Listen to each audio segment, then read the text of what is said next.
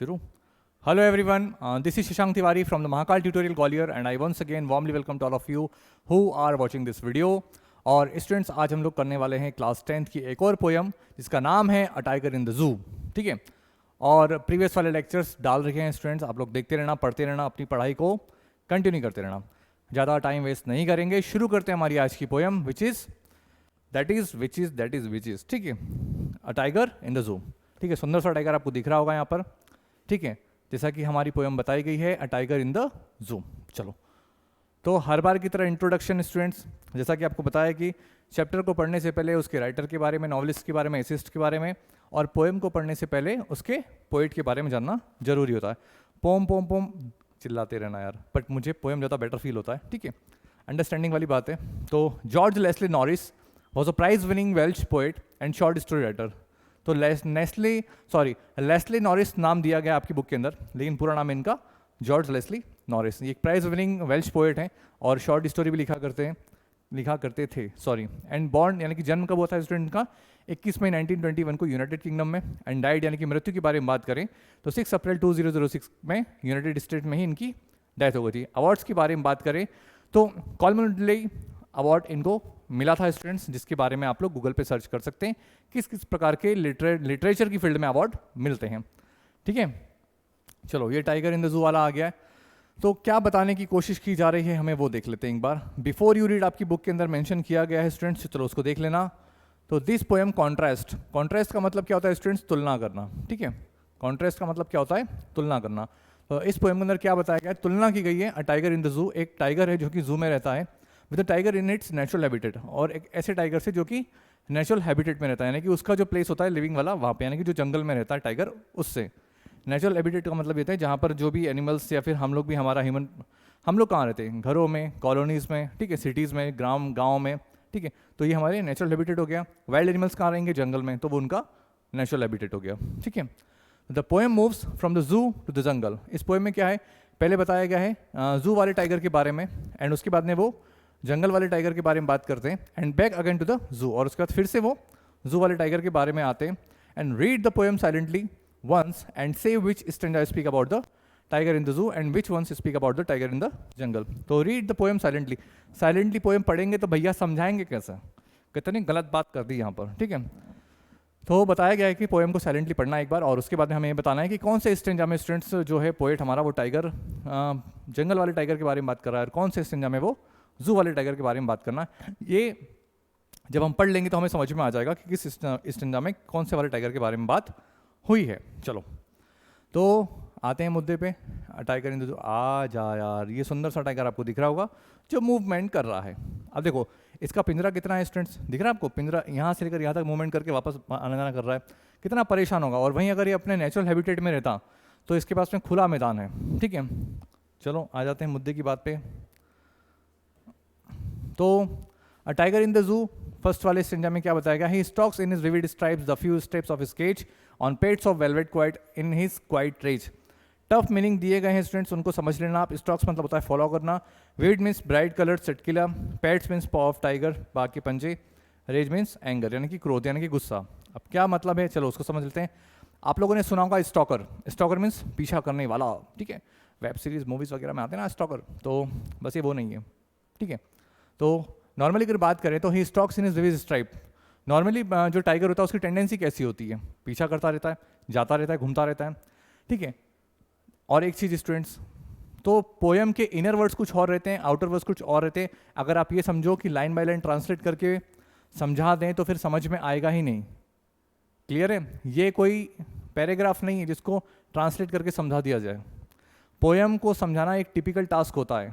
हमें पोइट की जगह पे अपने आप को रख के सोचना पड़ता है कि एक्चुअल में उसके मनोभाव क्या थे, मनोदशा क्या थी उस टाइम पीरियड पे, और क्या सोच के वो लिखना चाह रहे हैं ये पोएम, और इसके माध्यम से क्या क्या बताना चाह रहे हैं. ठीक है, इसलिए बोलता हूँ इसके इनर वर्ड्स कुछ और हैं, उसके आउटर वर्ड्स कुछ और रहेंगे. यानी कि हर एक पोएम के बारे में बताया गया, नॉट इवन स्पेशली इसके बारे में. ठीक है, चलो, तो ही स्टॉक्स, पहली बात तो पर्सोनिफिकेशन के बारे में बात हो रही है. हम पर्सोनिफिकेशन क्या है आप बोलोगे? ये बेसिकली फिगर ऑफ स्पीच है. लिटरेरी डिवाइस है स्टूडेंट्स. लिटरेरी टर्म्स के बारे में एक अलग से लेक्चर बनाएंगे, बहुत लंबा वीडियो हो जाएगा, नहीं तो छोटी सी पोएम है 5 स्टेंजास की, तो उसके ऊपर अलग से वीडियो बनाएंगे. फिलहाल इस पोएम को कवर करते हैं. तो ही बोला गया बेसिकली यहाँ पर टाइगर को, तो he stalks in his vivid stripes. तो टाइगर जो हमारा चलता है विविड स्ट्राइप्स यानी कि ब्लैक और येलो कलर की धारियाँ लेके अपने शरीर पर, ठीक है। The few steps of his cage, और वो कुछ ही कदम चलता है क्योंकि उसका पिंजरा जो है ज़्यादा बड़ा नहीं है। On pads of velvet quite, अब वो चलता है तो उसके पाँव से आवाज़ नहीं आती क्योंकि उसके पाँव जो है बिल्कुल वेलवेट के साथ एकदम सॉफ्ट मखमली टाइप, तो उसके जब वो चलता है तो उसके पंजों से बिल्कुल आवाज़ नहीं आती है, ठीक है। एंड हिज क्वाइट रेज, यानी कि अब देखो दो अपोजिट वर्ड दिए गए हैं यहाँ पर, क्वाइट मतलब शांत और रेज माने गुस्सा। अब टाइगर की टेंडेंसी कैसी होती है स्टूडेंट्स, टाइगर जो है बेसिकली नॉर्मली गुस्से में रहता है, ठीक है, दहाड़ता रहता है, गुर्राता रहता है, रोर करता है। तो यहाँ पर क्या है, अब वो टाइगर जो है बेसिकली शांत है, अपने गुस्से को दबाया हुआ है। अब इस चारों लाइन को कंक्लूड करें तो आखिर कहने का मतलब क्या है, तो वो समझ लेते हैं। पोएट हमें यहाँ पर ये बताने वाले हैं कि एक टाइगर है जो कि कहाँ पर है, पिंजरे में है, और वो क्या कर रहा है उस टाइम पीरियड में, यानी कि वो कैसा है। टाइगर जो पिंजरे में रहने वाला है वो कैसा है, और जो टाइगर नेचुरल हैबिटेट में वो कैसा है, ये कंपेयर किया जाएगा। तो he stalks in vivid stripe मतलब क्या है, एक टाइगर रहता है जो कि अपनी येलो और ब्लैक कलर की धारियों को लेके कुछ ही कदम चलता रहता है उसके केज में, क्योंकि उसका पिंजरा जो है ज़्यादा बड़ा नहीं है। और जब वो चलता है तो उसके पैर से बिल्कुल आवाज़ नहीं आती क्योंकि उसके पैर के जो पंजे होते हैं बेसिकली बिल्कुल सॉफ्ट होते हैं, यानी कि velvet quite just like in is quite rich. और जब वो अंदर चल रहा है तो अपने गुस्से को बिल्कुल दबा के बैठा हुआ है, एकदम शांत है, क्योंकि उसको पता है कि मैं पिंजरे के अंदर हूँ तो चाह कर भी कुछ कर नहीं पाऊंगा, तो मेरे दहाड़ने से कोई मतलब है नहीं। क्लियर है, आई होप आपको समझ में आया होगा। एक बार फिर से अगर कंक्लूड करें तो समझ लो, एक टाइगर है जो कि पिंजरे में रह रहा है, यानी कि चल रहा है, मूवमेंट कर रहा है अपने ब्लैक और येलो स्ट्राइप्स को लेके, और वो कुछ ही कदम चल सकता है क्योंकि उसका पिंजरा ज़्यादा बड़ा है नहीं। और जब वो चल रहा है तो उसके पंजों से बिल्कुल आवाज़ आती नहीं है क्योंकि उसके पैर जो है मखमली हैं, एंड अपने गुस्से को दबा के बैठा है, क्वाइट रिच, ठीक है। नेक्स्ट इस की तरफ बात करें तो हाँ, यहीं पे बात कर लेते हैं उसके बारे में, राइम स्कीम के बारे में। पूरी पोएम की स्टूडेंट्स राइम स्कीम एक ही है। देखो स्ट्राइप्स, यानी कि इसको इराम दे दिया ए, एक मिनट, स्ट्राइप्स फिर आ गया वापस, स्ट्राइप्स यानी कि इसको नाम दे दिया ए, केज पूरा अलग प्रोनाउंसिएशन है, इसको नाम दे दिया बी, क्वाइट ये भी अलग प्रोनाउंसिएशन, इसको नाम दे दिया सी। अब रेज, अब केज और रेज मिल रहे हैं तो इसको नाम दे दिया बी। तो राइम स्कीम हो गई हमारी A B C B, correct है, और यहाँ पर भी मेंशन किया गया ए बी सी बी, ठीक है स्टूडेंट्स। राइम स्कीम होती क्या है बता रखा है पहले, प्रीवियस वाले वीडियोस आप लेक्चर देखना। तो पोएम को लिखने की कला होती है, एक सिस्टमेटिक वे में लिखा जाता है, ठीक है। उसका साउंड बिल्कुल सिमिलर साउंड मिलेंगे आपको, नहीं मिलेंगे तो उसको अलग अलग नाम देते रहना। इसी प्रकार से हम लोग उसकी राइम स्कीम को निकालते हैं। मनली फोकस उसके प्रोनाउंसिएशन पे रहना, साउंड के बेस पे हम लोग राइम स्कीम को आइडेंटिफाई करते हैं, जैसा कि मैंने अभी करा। चलो नेक्स्ट स्टेंजा में बताते हैं क्या बता रहा है हमारा टाइगर और हमारा पोएट। चलो, तो he should be lurking in shadow sliding through long grass near the water hole where plump deer pass. देखो लर्किंग मतलब क्या था, to be hiding, to be hidden as to wait for prey, mean to say शिकार की प्रतीक्षा करने के लिए छिपना। Sometimes होता है ना कि जो शेर होता है, जो लॉयन होता है, बेसिकली वो टाइगर जो होता है अपने शिकार की प्रतीक्षा के लिए छुप जाता है, और फिर जब जैसे ही वो आता है धीरे धीरे मूवमेंट करने जाता है, एकदम से झपटा मारता है, ठीक है। बस वहीं पर बताया गया है कि lurking means to be hidden. अब यहाँ पर जो हमने मूवमेंट कर लिया, यहाँ पर किसके बारे में बात कर रहे हैं, एक टाइगर जो अपने नेचुरल हैबिटेट में रहता है, ठीक है, नेचुरल हैबिटेट, ठीक है। तो he should be lurking in shadow sliding through long grass near the water hole where the plump deer pass. अब देखो क्या कहने का मतलब है, वाटर होल पर जब प्लम्प डियर, अच्छा प्लम्प डियर क्या होता है, अच्छे मोटे ताजे हिरण, यानी कि टाइगर को क्या पसंद है, बेसिकली हिरण पसंद है खाने में, ठीक है। तो जब ये जो मोटे ताजे डियर होते हैं, जब ये वाटर होल यानी कि पानी तालाब के पास में आते हैं, तो sliding through the long grass, तो ये क्या करते हैं बेसिकली, आपको देखो ये आपको हिरण दिख रहा है, एक मिनट यहाँ समझाते हैं, ये आपको हिरण दिख रहा है यहाँ पर, तो ये और इसके पास में जो घास होती है, तो यहाँ पे धीरे धीरे मूवमेंट करता रहता है कौन, टाइगर, ठीक है। और इसकी ये जब आता है ना तो इसकी शेडो है, और शेडो को फॉलो करते हुए इसका पीछा करता रहता है, और जैसे ये पानी पीने जाएगा एकदम से वो टाइगर इस पर झपटा करके इसी को उड़ा ले जाएगा, ठीक है। अब कंक्लूड करते हैं इन चारों लाइनों को। तो क्या मतलब है, ही should be lurking in shadow, जो बेसिकली नेचुरल हैबिटेट में रहने वाला टाइगर है, ठीक है, उसको कैसा होना चाहिए, लर्किंग इन शेडो, यानी कि अपने शिकार की प्रतीक्षा करते रहना चाहिए, और जब वो आए तो उस पर झपटा मारना चाहिए। Sliding through the long grass, यानी कि जो लंबी लंबी घास होती है जैसा कि आपको दिख रहा है, तो घास के पीछे छुप जाना चाहिए और ऐसे मूवमेंट करते रहना चाहिए। नियर द वाटर होल, और जैसे ही वो हिरण जो है, मोटा ताजा हिरण जो है पानी पीने के लिए आएगा तब उस पर झपटा मारना चाहिए। लेकिन जो टाइगर इन जू है, जो प्रीवियस वाला फर्स्ट स्टेंजा था हमारा, उसमें टाइगर की सिचुएशन क्या थी, वो बेचारा केवल उतने पिंजरे में कैद है, किसी प्रकार का कोई ज़्यादा मूवमेंट कर नहीं पा रहा है।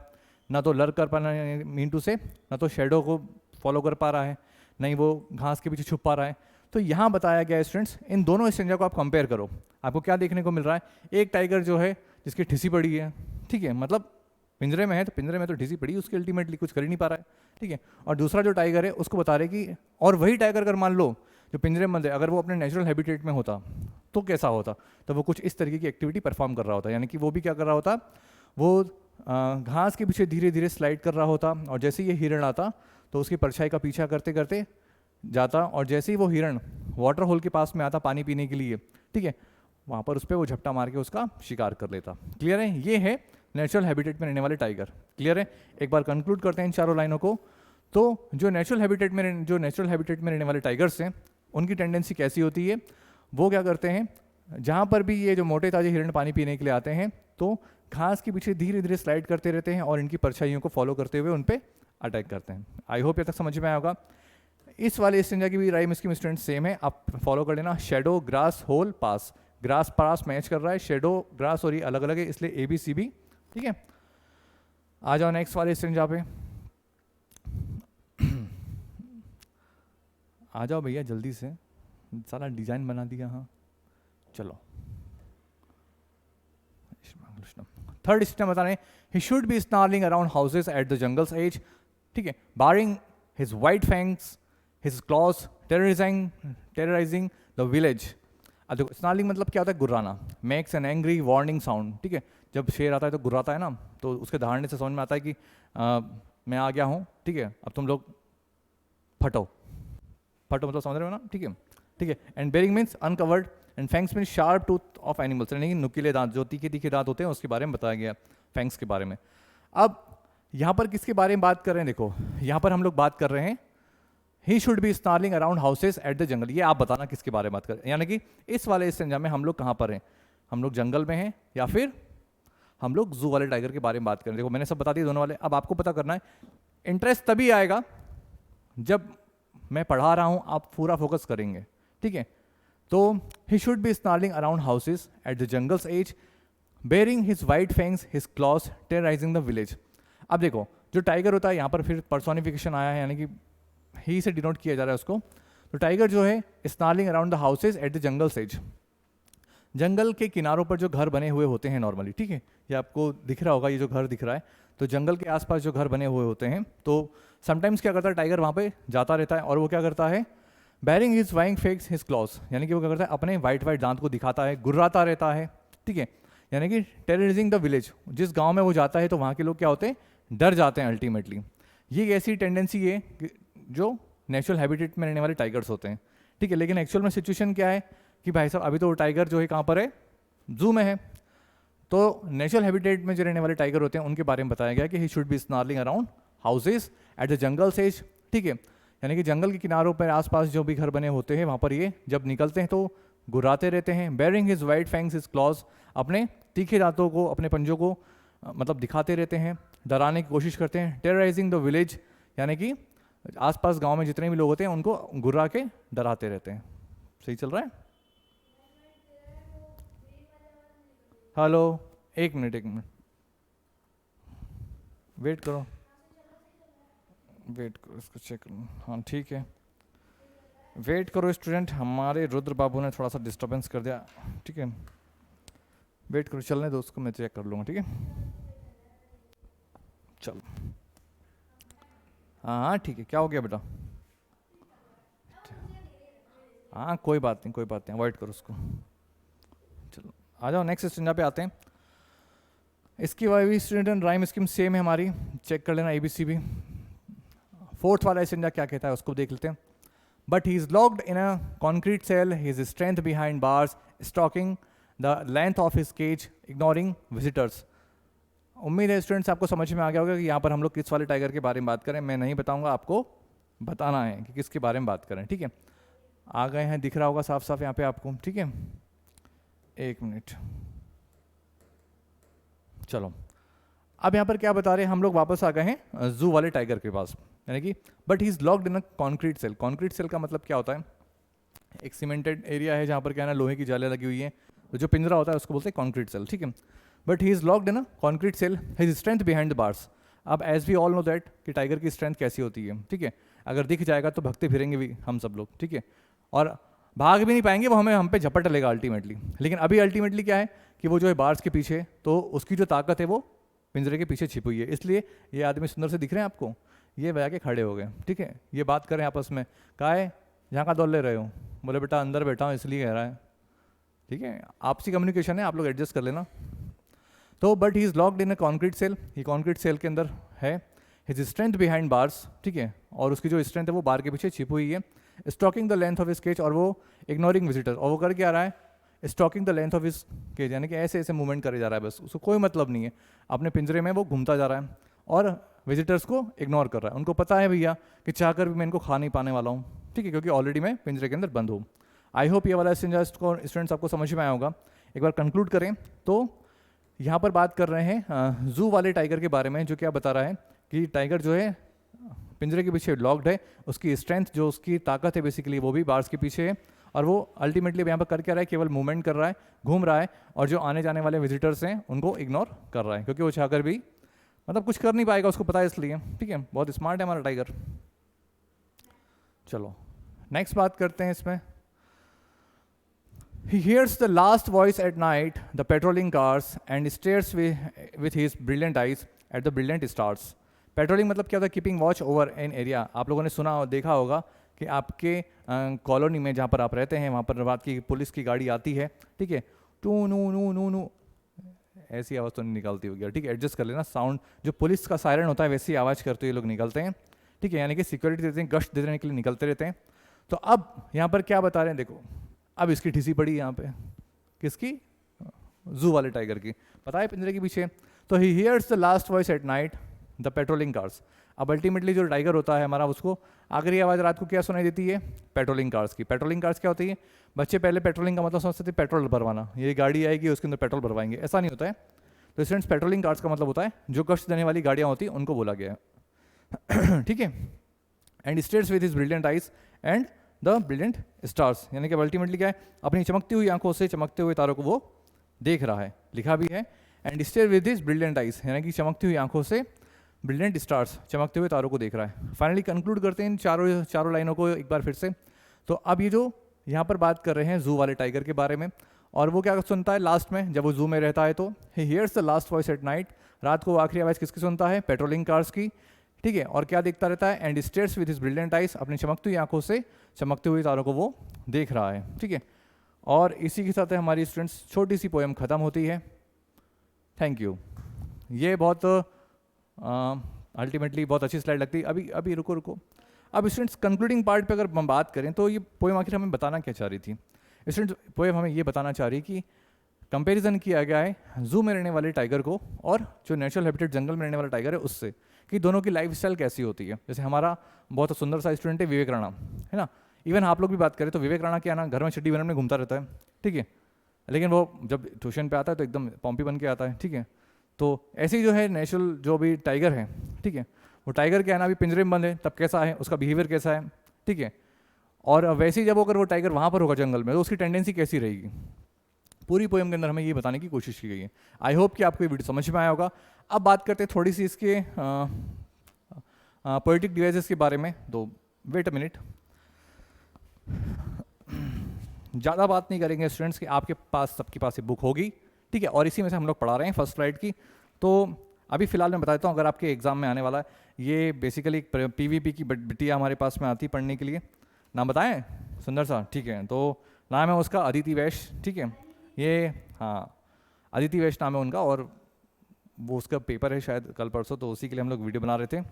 और साथ साथ हम सारे बच्चों, देखो मैं हर बच्चे के लिए ऑलवेज रेडी रहता हूँ, मैं टाइम निकालूंगा। आप जितना डेडिकेशन आपका रहेगा ना उससे ज़्यादा मेरा रहेगा, याद रखना, ठीक है। तो अगर आप रेडी हो तो भाई भी रेडी है, ठीक है। तो अब देखो इसमें बेसिकली कौन कौन सी फर्स्ट वाले में देख लेते हैं। तो ही बेसिकली यहाँ पर बोला गया पर्सोनिफिकेशन को स्टॉक्स, इमेजिनरी, एंजॉयमेंट, ठीक है, ऑक्सीमोरॉन, एलिट्रेशन, ये सारी की सारी स्टूडेंट्स यहाँ पर मतलब काफ़ी जितनी भी लिटरेरी डिवाइस यूज़ हुई हैं, फिगर ऑफ स्पीच, वो बहुत हैं, बहुत मिलेंगी, मैंने बना रखी है स्टूडेंट्स इसमें। बट फ़र्क है कि सवाल है कि अभी आपको समझाऊँ कैसे। मैं फिर बोल रहा हूँ, प्रॉमिस कर रहा हूँ बहुत जल्दी मैं आपको जितनी भी लिटरेरी डिवाइस है उसको एक्सप्लेन करूँगा ठीक है, और पोएम में वो किस तरीके से यूज हो रही है और आप उसमें पोएम के अंदर किस तरीके से उसको आइडेंटिफाई कर पाएंगे, गारंटी मेरी आपको 100% आप लोग आइडेंटिफाई कर पाएंगे। इस लेवल पे उसको इजीएस्ट वे में एक्सप्लेन करेंगे। ठीक है, फिलहाल आप लोग ये समझ लेना कि जिसका जो भी एग्जाम आने वाला है, पर्सोनिफिकेशन, इमेजिनरी, ठीक है, एंड एंजॉयमेंट और एलिट्रेशन, पर्सोनिफिकेशन, ठीक है, और ऑक्सीमोरोन, ये सारी चीज़ें अगर आपको कहीं मिल जाती हैं, ठीक है, और मिल जाए तो पढ़ लेना यार, ठीक है, लेकिन पेपर अच्छे से करके आना। और पोएम को समझना अच्छे से, जो मैंने आपको एक्सप्लेन किया है, पॉज कर करके, रिवाइंड कर करके, ठीक है। बस सिंपल शब्दों में कहा जाए तो पोएम में बस ये बताया गया है कि टाइगर इन जू को जो नेचुरल हैबिटेट में रहने वाला टाइगर है उससे कंपेयर किया गया, दोनों की टेंडेंसी बताई गई, कौन कौन कैसे कैसे नेचर हैं दोनों के। ठीक है, चलो फाइनली कंक्लूड करते हैं आज का वीडियो। और लास्ट में हमेशा की तरह एक रिक्वेस्ट कि अगर ये वीडियो पसंद आए तो प्लीज़ प्लीज़ प्लीज़ अपने दोस्तों के साथ में, फ्रेंड्स के साथ में चैनल को सब्सक्राइब करें और लाइक करें और शेयर करें। ठीक है, टिल देन सभी को बाय बाय और गुड नाइट और जय श्री महाकाल।